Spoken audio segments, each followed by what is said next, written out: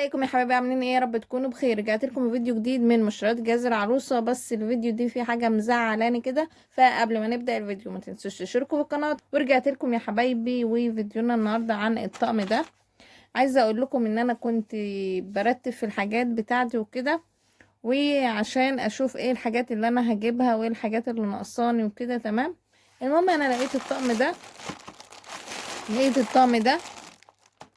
فانا قلت لماما ايه الطقم ده؟ قالت لي ده انا جايبهولك من زمان وكده. قلت لها لا، انا عايزه طقم تاني للتوابل، اللي هو بيبقى بشياله بتتحط على الرخامه كده، وطلع طبعا موديلات جديده وحديثه وشيك. فقالت لي لا، هو ده الطقم اللي انت هتاخديه، انا عينهولك من زمان جدا وانت مش هتجيبي غيره. فقلت لها لا يا ماما، ما ينفعش ومش عارفه ايه. قالت لي لا، هو ده انا عينهولك. قلت لها خديه يا ماما. قالت لي لا، مش هاخده، وده الطقم اللي انتي هتاخديه.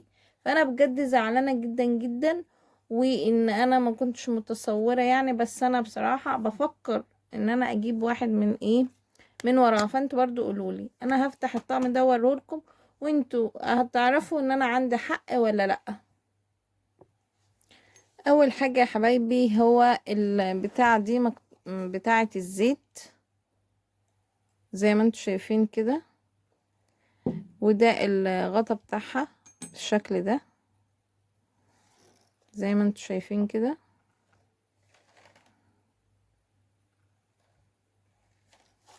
تاني حاجة واحدة كمان اهي، يعني هي بتبقى واحدة للزيت واحدة للخل بالشكل ده. انا طبعا هقطع الكيس لان انا اصلا مش عاجبني الطقم. تمام. ده الاتنين، واحدة للخل وواحدة ايه للزيت. انا عايزة اقول لكم ان انا بعد ما اتخانقت يعني مع ماما وكده، ودي بتاعت الايه، المناديل. تمام. وجاي معاها ايه تاني؟ وجاي معاها بتاعة الملاحة دي، الملاحة دهيا جاي معاها ملاحتين.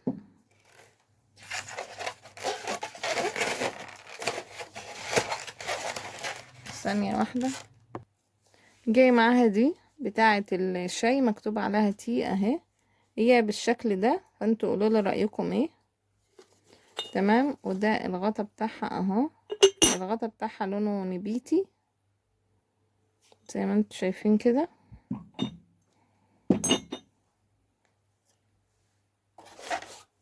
ودي الصغيرة منها برضو، الغطا بتاعها اهو.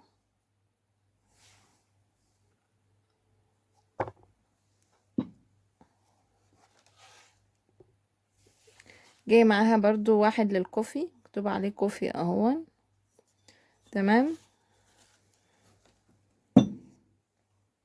وجاي معاه واحد تاني للسكر زي ما انتوا شايفين كده اهو بالشكل ده.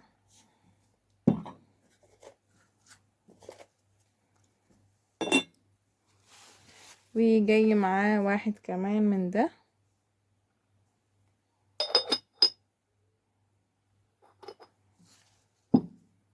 وواحد كمان من ده،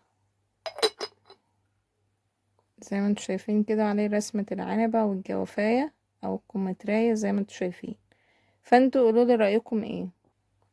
ده كان طقم التوابل اللي كانت ماما جايباهولي وشايلهولي. انا بصراحة اتخانقت معاها يعني، اعذروني.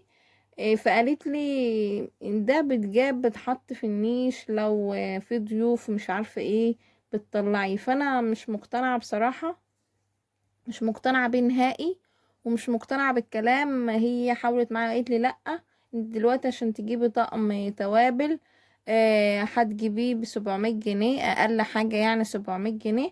فده حلو وشيك وكده، بس انا بصراحة مش مقتنعة.